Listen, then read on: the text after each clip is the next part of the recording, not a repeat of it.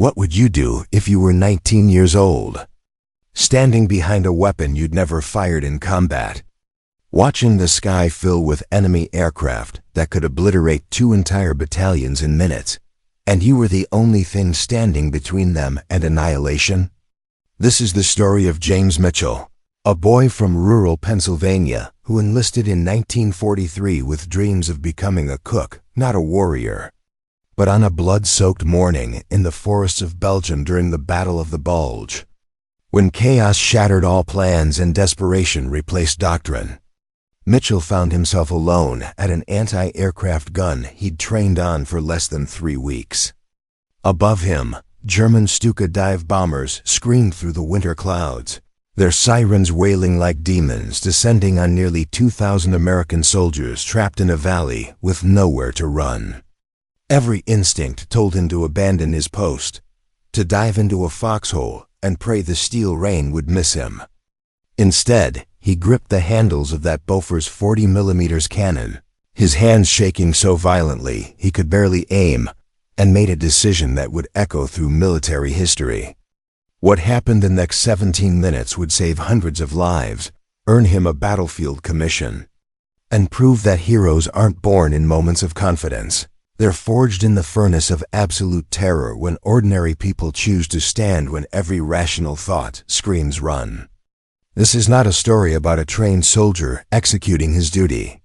This is about a teenager who had never killed anyone, who was manning his first combat position, who was so scared he later admitted he couldn't remember breathing, and who somehow became the thin line between survival and massacre. December 23, 1944. The Ardennes Forest, Belgium. The temperature hovered just below freezing, and a thin mist clung to the pine trees like funeral cloth.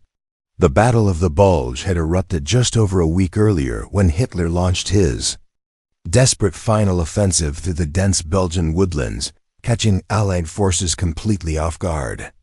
The German army had punched a massive bulge into American lines, hence the battle's name, and thousands of American soldiers found themselves cut off, surrounded, or fighting desperate rearguard actions against an enemy that appeared from the fog with tanks, artillery, and a ferocity born of final desperation. Private James Mitchell had been in Europe for exactly 42 days. He'd turned 19 on the transport ship crossing the Atlantic, celebrated with stale cake and weak coffee, while other soldiers sang off-key and pretended they weren't all terrified of the U-boats hunting beneath them. Mitchell had grown up in Harrisburg, Pennsylvania, the youngest of 4 brothers. 2 of his brothers were already overseas, one with Patton's Third Army, another with the Navy in the Pacific. His father had served in the Great War and returned, with shrapnel still lodged near his spine and nightmares that made him wake screaming about gas attacks. Mitchell had enlisted the day after his 18th birthday, not because he was particularly brave or patriotic, but because staying home while his brothers fought felt like a cowardice he couldn't stomach. He'd requested assignment as a cook. The army, desperate for bodies after the casualties of the Normandy campaign and the grinding push across France, had other ideas.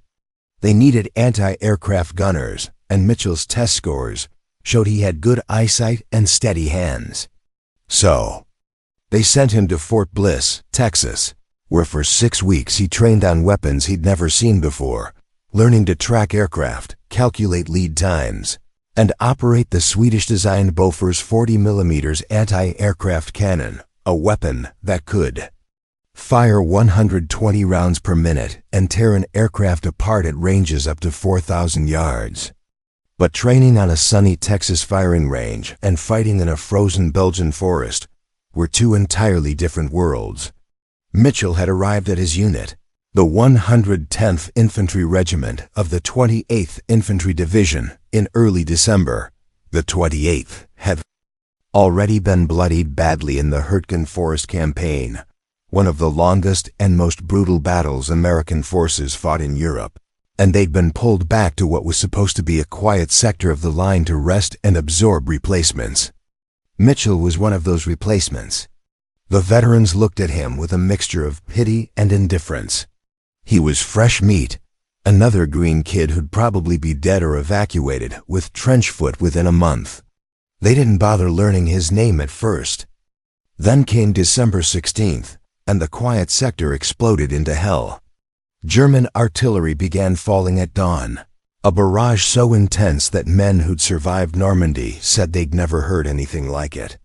Then came the tanks, Panzers and Tigers, followed by thousands of German infantry emerging from the snow and fog like ghosts. The 110th Infantry was directly in the path of the main German assault, and they fought with desperate courage as their lines disintegrated. Mitchell spent the first 3 days of the battle in a state of numb terror, following orders because thinking seemed impossible, firing his rifle at shapes in the mist, helping drag wounded men to aid stations that kept getting overrun or abandoned. He saw men he'd eaten breakfast with torn apart by artillery. He saw a sergeant he'd spoken to that morning, sitting against a tree with his intestines in his lap, calmly smoking a cigarette and asking if someone could write a letter to his mother. Mitchell wrote the letter with shaking hands, and the sergeant died before he could finish it. The chaos was total. Units were scattered, communications were cut, and nobody seemed to know where the front line was anymore, because the front line was everywhere and nowhere. On December 22nd, Mitchell's unit, or what was left of it, retreated to a small valley position, where 2 battalions were attempting to consolidate and establish a defensive perimeter. Nearly 2,000 men, many of them wounded, all of them exhausted, tried to dig into frozen ground and prepare for what everyone knew was coming. The Germans had air superiority in this sector. Allied aircraft were grounded by the terrible weather that had persisted since the offensive began. But somehow the Luftwaffe was still flying, and their Stukas, the dreaded dive bombers with their screaming sirens, had been terrorizing American positions for days. There were 4 anti-aircraft positions around the valley perimeter. Mitchell was assigned to the northern position, a Bofors 40mm gun dug into a shallow pit with sandbags piled around it. He was supposed to be part of a 4-man crew, but one man had been killed 2 days earlier by a sniper. Another was in the aid station with frostbite, so severe they were probably going to amputate his toes. And the third, the gun commander, a corporal named Davies who actually knew what he was doing, had been sent to battalion headquarters for a briefing on defensive positions. So on the morning of December 23rd, as a weak winter sun tried to burn through the overcast sky, Private James Mitchell found himself alone at an anti-aircraft gun he'd fired exactly 4 times in combat, all of them wild, unaimed bursts at aircraft that were already out of range. He was cold, he was hungry. He was so tired that he kept catching himself starting to fall asleep standing up, jerking awake with his heart hammering. And he was scared in a way that felt like sickness, a constant nauseous fear that lived in his stomach and made his hands shake. He kept thinking about his mother's kitchen, the smell of bread baking, the sound of his father's radio playing swing music on Saturday nights. He kept thinking that he'd never kissed a girl, never driven a car, never done any of the 1,000 things he'd assumed he'd have time for. He kept thinking about running, just abandoning the gun and finding a hole somewhere deep and letting someone else be the hero. Nobody would blame him. Nobody would even notice. He was standing there, lost in these thoughts, when he heard it. A sound that every soldier in Europe had learned to dread. The sound of aircraft engines growing louder. And then, cutting through the morning air like a blade, the distinctive wailing scream of Stuka sirens, designed specifically to spread terror. Mitchell looked up, and his blood turned to ice. The sky was full of them. There were 12 Stukas in the formation. Maybe more. Mitchell's mind couldn't process an exact count because they seemed to fill the entire sky. Black crosses stark. On their wings, those horrifying sirens mounted on their landing gear, shrieking as they banked into their attack runs. The Junkers Ru 87 Stuka was one of the most feared aircraft in the German arsenal, not because it was particularly fast or well armed, but because of what it represented: Precision terror delivered from above. The inverted gull wings gave it a predatory silhouette, and those sirens, the Jericho trumpet, the Germans called them the trumpets of Jericho, were specifically designed to create psychological devastation, to make men on the ground freeze in panic or break and run. And it was working. Mitchell could hear shouting from across the valley, could see men scrambling for whatever cover they could find, diving into foxholes and under trucks and behind trees that would provide no protection at all from the 500-pound bombs those Stukas carried. Nearly 2,000 American soldiers were packed into that valley, many of them wounded, most of them from units that had been shattered and reconstituted multiple times in the past week. They were exhausted, low on ammunition, and they had almost no effective anti-aircraft defense. The other 3 Bofors guns around the perimeter were unmanned. Their crews had either been killed, wounded, or pulled away for other duties in the chaos of the retreat. Mitchell was alone at the only functional anti-aircraft weapon in range, and above him, the Stukas were beginning their dives. Everything in his body told him to run. His legs actually started moving, an involuntary step backward, his mind screaming that staying at this gun made him a target, that the Germans would see the muzzle flash and put a bomb right on top of him, that he was going to die here in this frozen pit in Belgium, and his mother would get a telegram and his father would add his name to the list of sons the war had taken. But then something happened that Mitchell could never fully explain, not in the dozens of interviews he gave over the years that followed, not in the memoir he finally wrote in his 70s. He heard a voice, and it wasn't his voice, wasn't Corporal Davies's voice, wasn't any voice he recognized. Asterisk, asterisk. It was calm and clear, and it said, "If you run, they all die." And he knew it was true. Those 2,000 men in the valley had no air cover, no way to shoot back, no defense at all, except him and this gun. If he ran, the Stukas would make pass after pass unopposed, dropping their bombs with impunity, turning the valley into a killing field. Men would be blown apart, buried alive, crushed under collapsing equipment. The aid station with its red cross painted on the roof would be obliterated, killing the wounded who were already lying there helpless. It would be a massacre, and every death would be because he chose fear over duty. Mitchell's hands stopped shaking. He didn't stop being afraid. The fear was still there, so intense it felt like drowning, but his hands steadied on the gun's controls. He traversed the barrel upward, tracking the lead Stuka as it rolled into its dive. The siren scream growing louder, the aircraft growing larger in his sight. He'd been taught the fundamentals at Fort Bliss. Lead the target. Anticipate its path. Fire in bursts to walk your rounds onto target.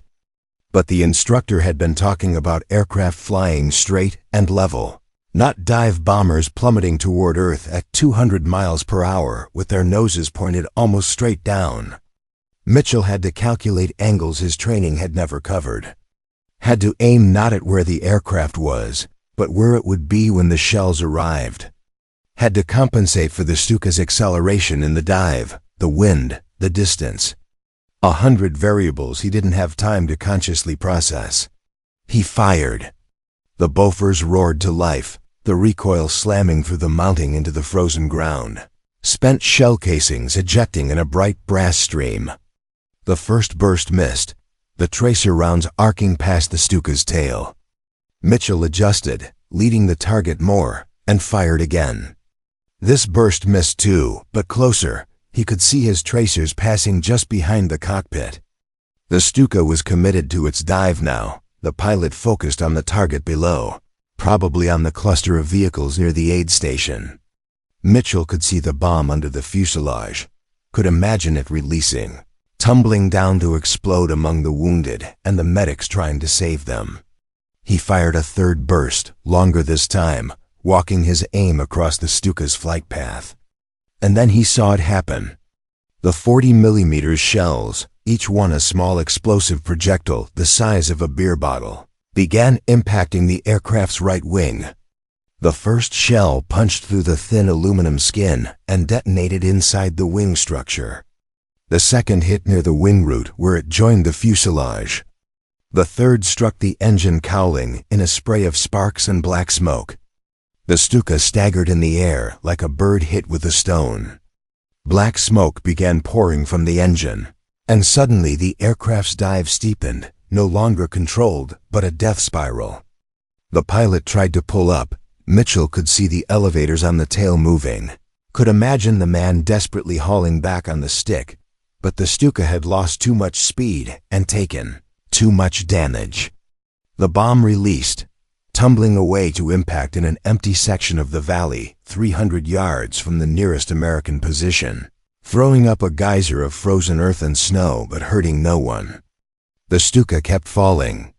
It hit the ground on the eastern slope of the valley, the impact visible even from Mitchell's position, a flash of orange flame and a rolling cloud of black smoke as aviation fuel ignited.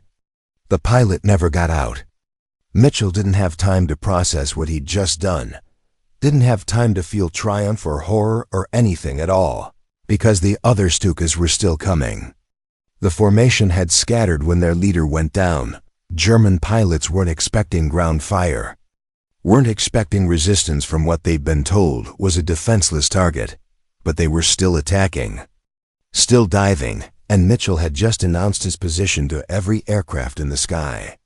Now they knew where he was, knew that this gun was the threat, and the next aircraft that dove would be diving on him.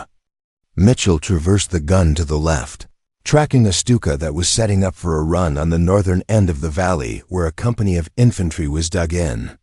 His arms were already aching from fighting the gun's weight and recoil, and his ears were ringing from the percussion of the firing. But he got the aircraft in his sights and fired again. This time his first burst was close, the tracers bracketing the Stuka, and the pilot saw them and broke off his dive early, pulling up and banking away with the bomb still attached. The run aborted. Mitchell didn't wait to see where that aircraft went. He was already tracking the next target, a Stuka coming in from the south, low and fast, its pilot having learned from watching the first one die that altitude was no protection.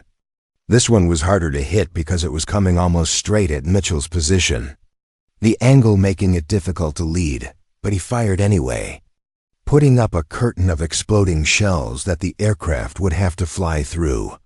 The pilot saw the flak bursts and jerked his aircraft into a violent evasive turn, the Stuka's wings going nearly vertical, the siren screaming even louder as the aircraft pulled maximum stress on its airframe. The bomb released wild, impacting on the valley's western slope, far from any troops, and the Stuka climbed away trailing smoke. Mitchell had hit it but not fatally, and it disappeared into the overcast sky. Then everything went silent except for the ringing in Mitchell's ears. The Stukas were gone, the survivors climbing back to altitude or fleeing toward German lines, the attack broken. Mitchell stood at his gun, hands still gripping the controls, breathing in huge gasping lungfuls of air, thick with cordite smoke and the smell of hot metal. He was shaking again, violently now, his whole body trembling as the adrenaline that had carried him through the attack began to fade. Around him, the valley was utterly quiet.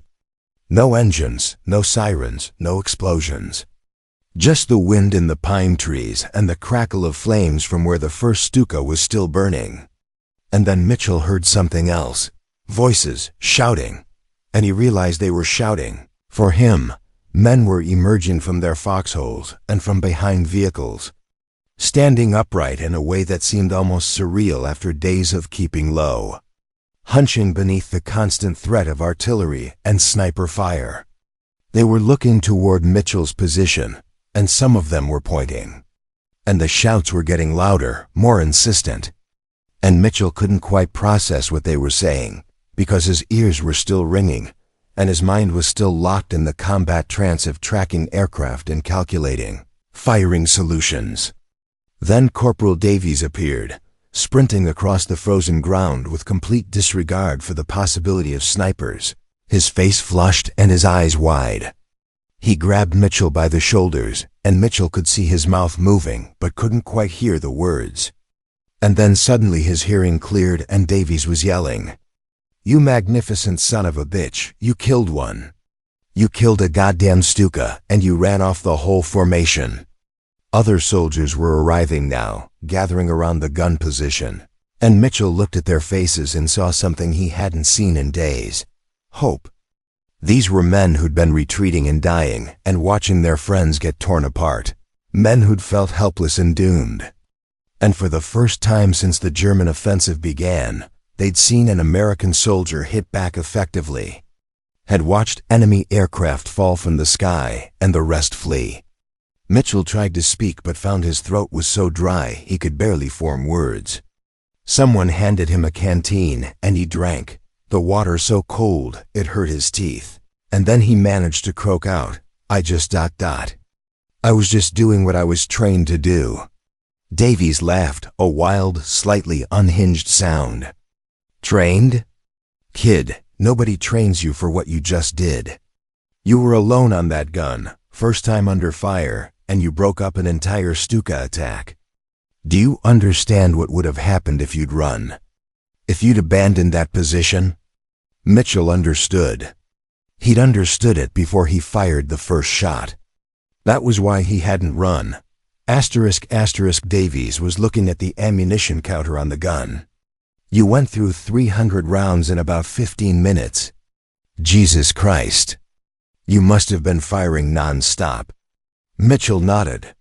His shoulders and arms were screaming now, muscles he hadn't known. He possessed burning with fatigue from controlling the gun's recoil and traversing the heavy barrel to track fast-moving targets. His hands were blistered inside his gloves from gripping the controls. He was suddenly aware that he'd wet himself at some point during the engagement, though he had no memory of when. The warmth had frozen against his legs in the bitter cold. He started to feel embarrassed, but Davies was already moving on, already planning. "Listen to me, Mitchell. They're coming back.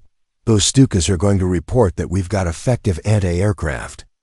And the Germans are going to either send more aircraft to take out this position, or they're going to hit us with artillery. We need to get this gun moved, and we need to get you some rest. And we need to find 2 more crew members because I am not leaving you alone on this weapon again." But before they could move, a jeep came roaring up from the direction of the battalion command post, sliding to a stop in the frozen mud. A captain jumped out, and Mitchell recognized him as Captain Hendricks, the battalion operations officer, a man who'd been fighting since North Africa and had a reputation for being absolutely fearless and absolutely ruthless. Hendricks strode up to the gun position, looked at Mitchell, looked at the wreckage of the Stuka burning on the hillside, and said, "Is this the gunner?" Davies snapped to attention. "Private James Mitchell, sir." He was manning the gun alone when the Stukas came in. He's credited with 1 confirmed kill and at least 2 more damaged, and he broke up the entire attack. Hendricks studied Mitchell with eyes that had seen too much and calculated too clearly. "How old are you, son?" Mitchell's voice was steadier now. 19, sir. How long have you been in Europe?" 42 days, sir. How many times have you fired that gun in combat before today?" Mitchell hesitated. The answer felt shameful somehow. 4 times, sir. At long range. I don't think I hit anything." Hendricks nodded slowly, and something that might have been a smile touched the corners of his mouth. "Private Mitchell, do you know what you just did? You just saved approximately 2,000 American lives. Those Stukas would have made repeated runs on this valley, and our casualties would have been catastrophic. We have wounded men who can't be moved. We have no air cover, and we have limited anti-aircraft capability. You were the only thing standing between us and annihilation, and you held your ground." Mitchell didn't know what to say to that. The magnitude of it was too large to process. 2,000 lives. He thought about his brothers, about whether they'd ever faced a moment like this, a moment when everything hung on what one person decided to do. He thought about his father, who never talked about his war but who woke up screaming from it 30 years later. He wondered if this was the kind of moment his father never talked about. Hendricks was still speaking. "I'm putting you in for a Silver Star. Davies, you're going to train 2 more gunners immediately, and this position is now priority 1 for defense. If we get artillery incoming, everyone takes cover except the anti-aircraft crews. They stay on their guns no matter what." Davies nodded. "Understood, sir." Hendricks turned to leave, then paused and looked back at Mitchell. "Private, you need to understand something. What you did today matters. It matters to every man in this valley. Word's already spreading. They know someone stood and fought back. That changes things. That changes morale. Wars aren't just won with strategy and firepower. Sometimes they're won because one 19-year-old kid decides not to run." Then he was gone, the jeep roaring back toward the command post. And Mitchell was left standing there with Davies and a growing crowd of soldiers who wanted to shake his hand or clap him on the shoulder or just look at him. As if by looking, they could absorb some of whatever quality had allowed him to stand his ground. But Mitchell barely noticed them because he was staring at the burning wreckage of the Stuka, and for the first time he was really thinking about the fact that there had been a man in that aircraft. A German pilot, probably not much older than Mitchell himself, someone with a family and a home and dreams and fears. Mitchell had killed him. He'd torn that man's aircraft apart with explosive shells and sent him plummeting to a fiery death. And the pilot had probably screamed in the last seconds before impact. Had probably known exactly what was happening. Had probably thought about his own mother and father and the life he was about to lose. Mitchell had been trained to shoot aircraft, not to think about the men inside them. But now he couldn't stop thinking about it. The pilot's last moments played in his mind on repeat. The shells impacting, the loss of control, the ground rushing up, the terror. Mitchell felt his stomach clench, and he turned away and vomited into the snow, his body finally rebelling against everything it had been through. Davies was there immediately, a hand on his shoulder. "It's all right, kid. It's all right. First kill is always the hardest." But it wasn't all right, and Mitchell knew it would never be completely all right again. He'd crossed a threshold that couldn't be uncrossed.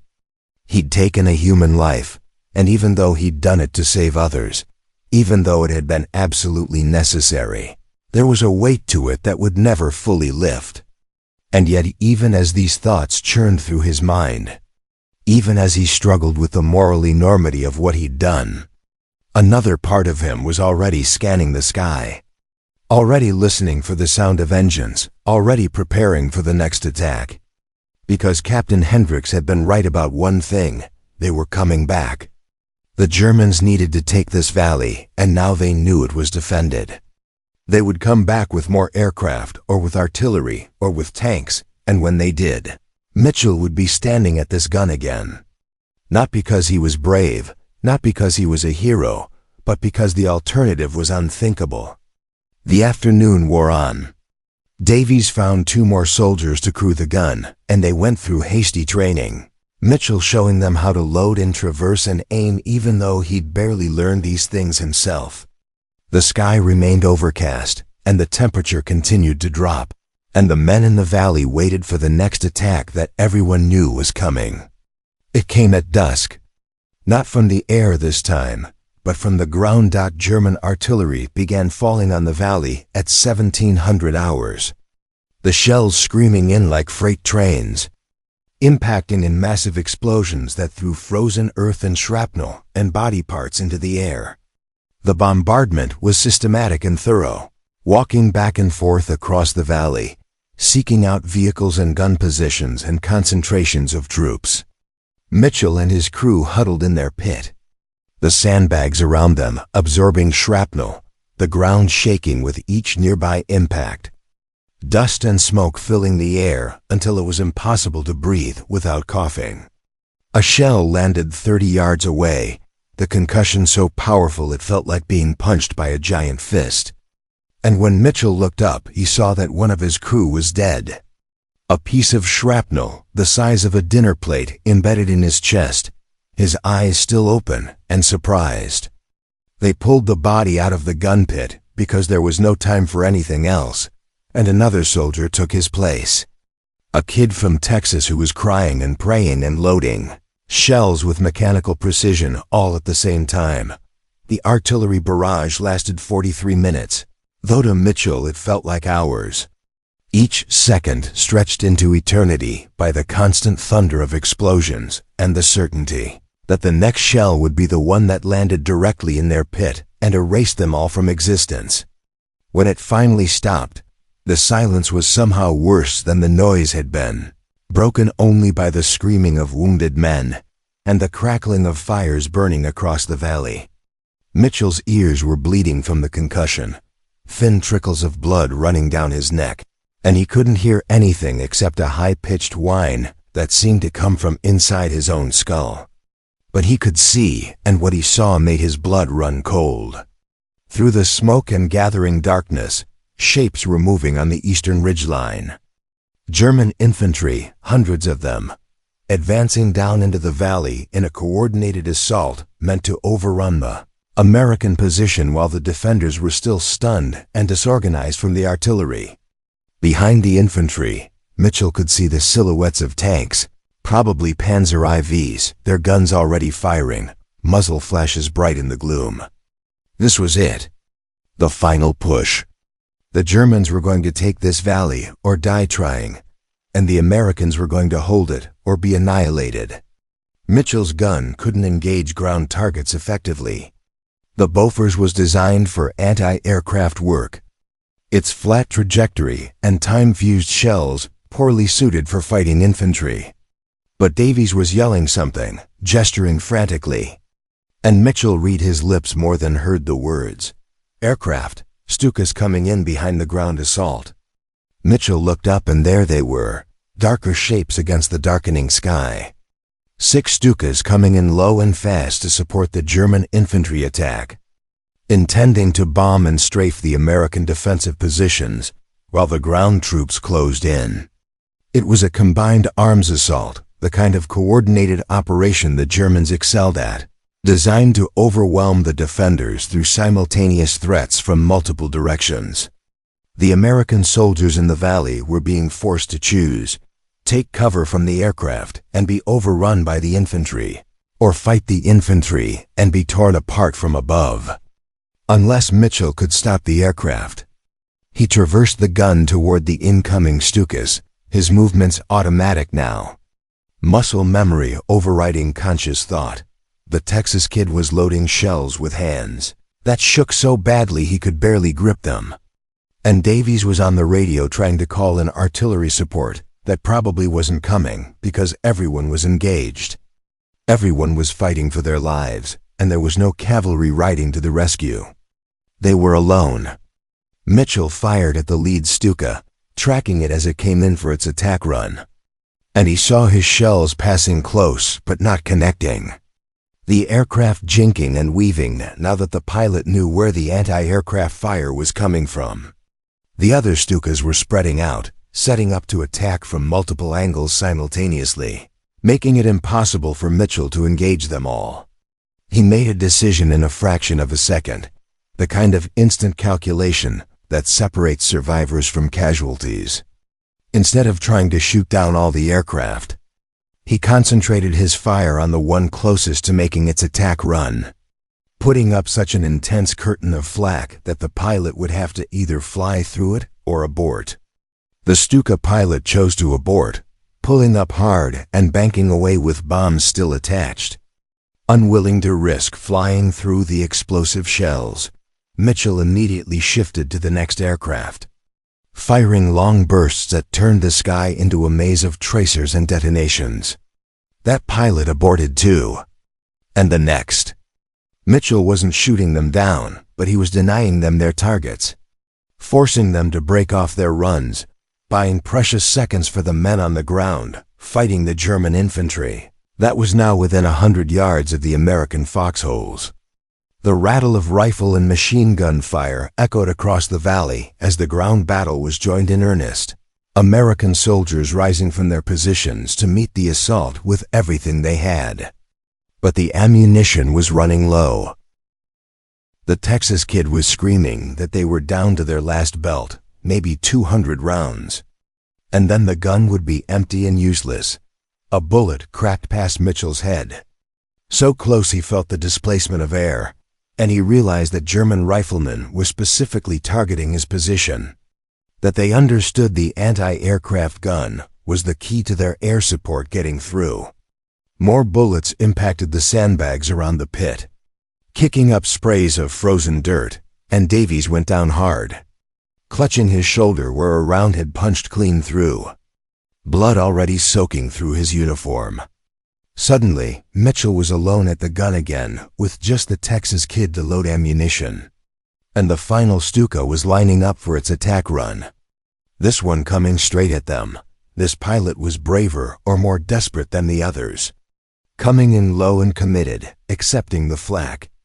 Determined to put his bombs on target, no matter what it cost. Mitchell could see the aircraft growing larger in his sights. Could make out details now, the cockpit canopy, the fixed landing gear. The bomb hanging beneath the fuselage like a massive egg. He fired his remaining ammunition in one continuous burst. Every shell he had left. No conservation, no holding back. Just pure defiance hurled at the sky. The tracers arced upward in a bright stream, and the Stuka flew directly into them. And for a moment, Mitchell thought he'd missed. That his ammunition would be expended for nothing.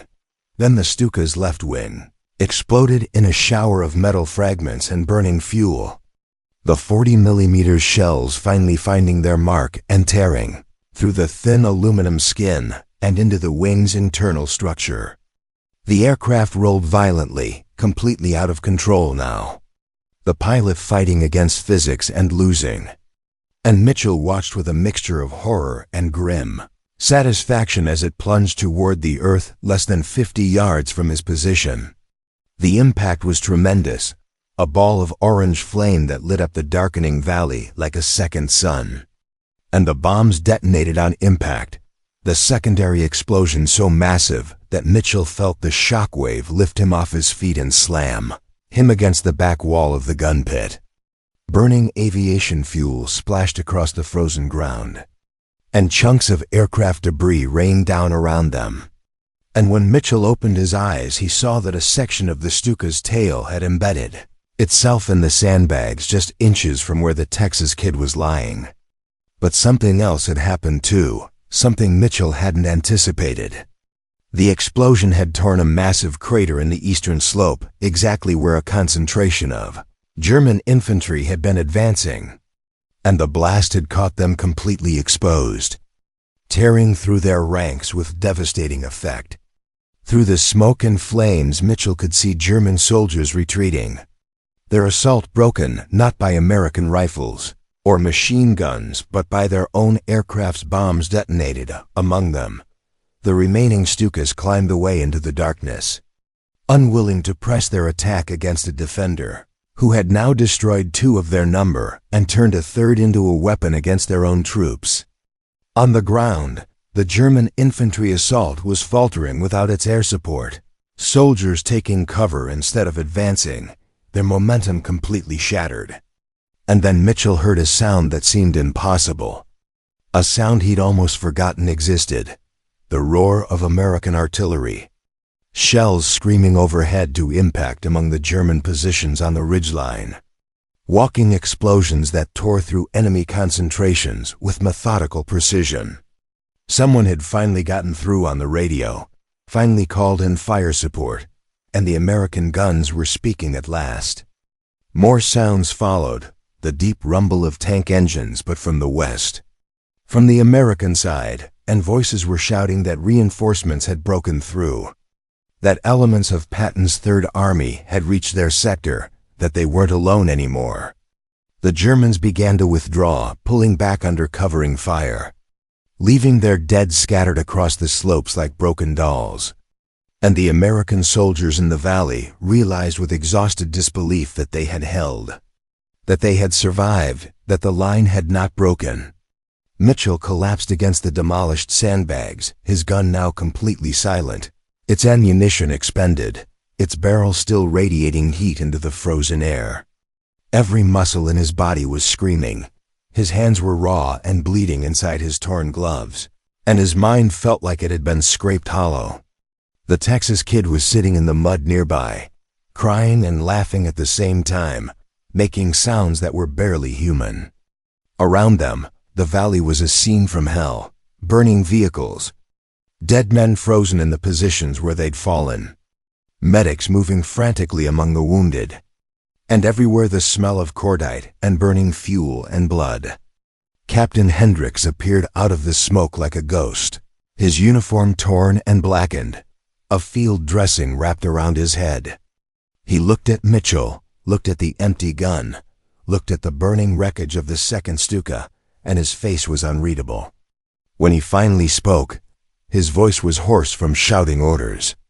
"Private Mitchell, you held your position through an artillery barrage and a combined arms assault.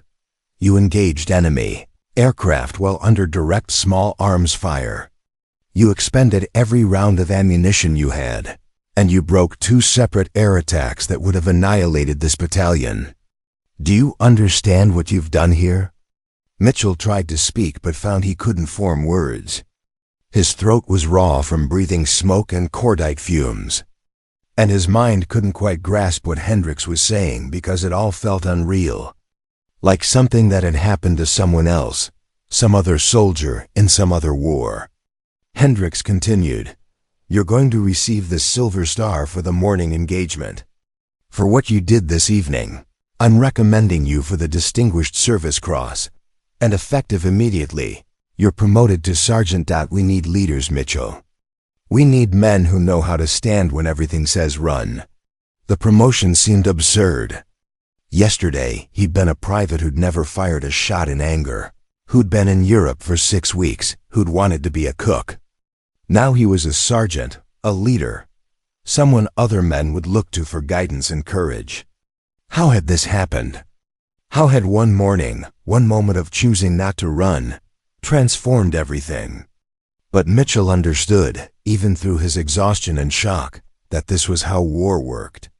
It didn't care about your plans or your readiness, or whether you felt adequate to the moment. It threw you into situations beyond anything you'd trained for, and demanded that you rise or break. And somehow, impossibly, he had risen.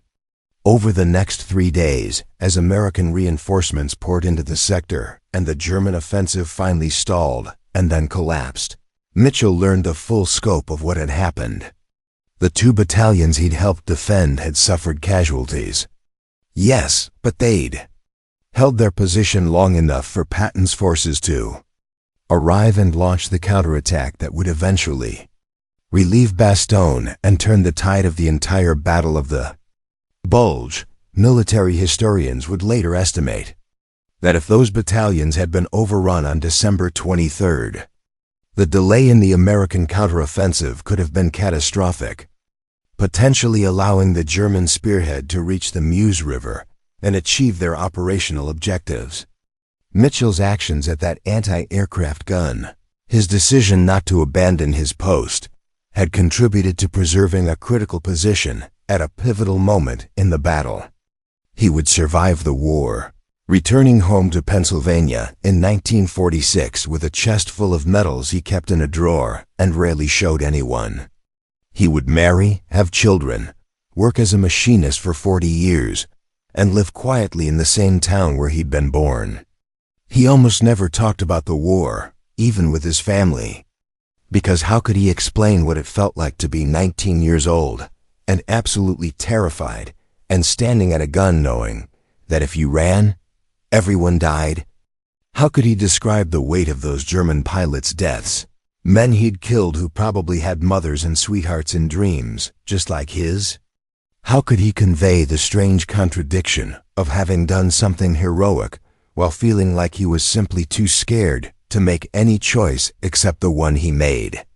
But near the end of his life, when historians and documentary makers finally tracked him down and convinced him to tell his story, Mitchell said something that captured the essence of what happened in that frozen Belgian valley. He said, "People call me a hero, but I don't think that's the right word. Heroes are people who aren't afraid, who charge into danger because they're brave." I was terrified every single second. I stayed at that gun because running meant watching everyone die, and I couldn't live with that. I think real courage isn't about not being afraid. It's about being so afraid you can barely breathe, and doing what needs to be done anyway. It's about ordinary people in impossible situations who discover they're capable of more than they ever imagined. Not because they're special, but because someone has to stand. And they happen to be the one standing there. The lesson. This is the truth that James Mitchell's story teaches us across the decades since that frozen December morning. Heroism is not a quality you possess, but a choice you make in the moment when everything inside you screams to save yourself and something deeper whispers that you cannot abandon those who depend on you.